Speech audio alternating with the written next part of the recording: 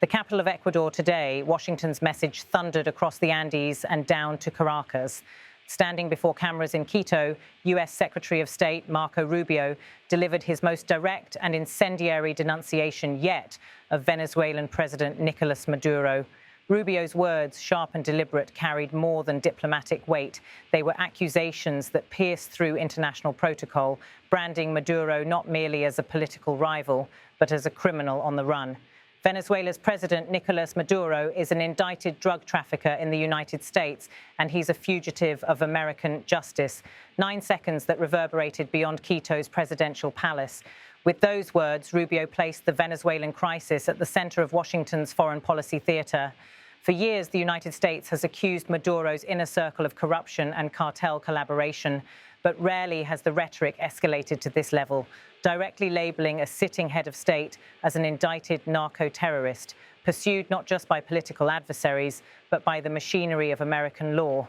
This statement did not come in isolation. It came at a moment of heightened military posturing as US warships massed off the coast of South America, an unmistakable show of force we're going to continue to hunt for, like we always have. But this time, we're not just going to hunt for drug dealers with the little fast boats and say, let's try to arrest them.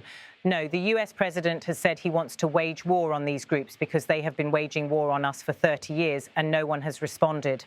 Rubio's words, framed against decades of frustration, invoked a war not just against traffickers, but against what Washington calls transnational threats that erode US borders, corrupt governments, and destabilize societies. It was a warning shot, signaling that this administration is prepared to escalate beyond interdictions on the high seas. This is no longer about chasing speedboats. It is about a declared war, framed in the language of national defense. And yet Rubio's message did not stop with warnings to criminal cartels. It extended forcefully to Maduro himself. Rubio declared, "I don't care what the United Nations says. I don't care. He is a fugitive from US justice. He is not the legitimate leader of Venezuela. We have not recognized him. He is an indicted fugitive, facing charges in the Southern District of New York from a grand jury." With that, Rubio not only dismissed Maduro's legitimacy, but also dismissed the authority of the United Nations itself, an extraordinary rebuke of international institutions that have long been the arbiters of diplomatic disputes. The symbolism of Rubio's visit to Ecuador cannot be overstated. Ecuador, once a haven of stability in the region, has in recent years been convulsed by cartel violence spilling across its borders. Rubio's message here was crafted not just for Caracas, but for Quito as well, an assurance that Washington sees Ecuador as a frontline partner in a much larger regional struggle. The language of war against cartels and justice against Maduro intertwined to create a narrative that Venezuela's leader is not simply a political adversary, but a criminal enemy to be pursued, prosecuted, and, if necessary, confronted militarily. For Venezuela, the timing could not be more precarious. Its economy remains strangled by sanctions. Its people continue to face shortages of food, medicine, and basic goods. And yet Maduro clings to power, backed by his loyal military command and reinforced by alliances with Moscow, Tehran, and Beijing. For the United States, the rhetoric of Rubio and the posture of warships offshore raise the stakes of confrontation.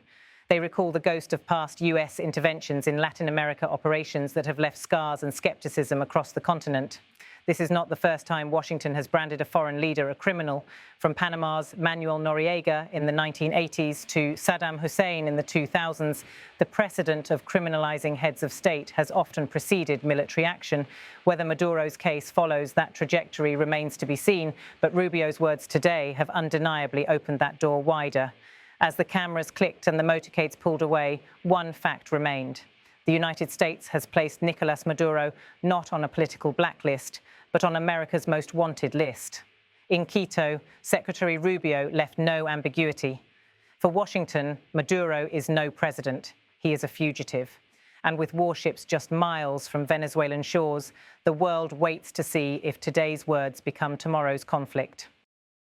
No doubt, Nicolás Maduro is an indicted drug trafficker in the United States, and he's a fugitive of American justice.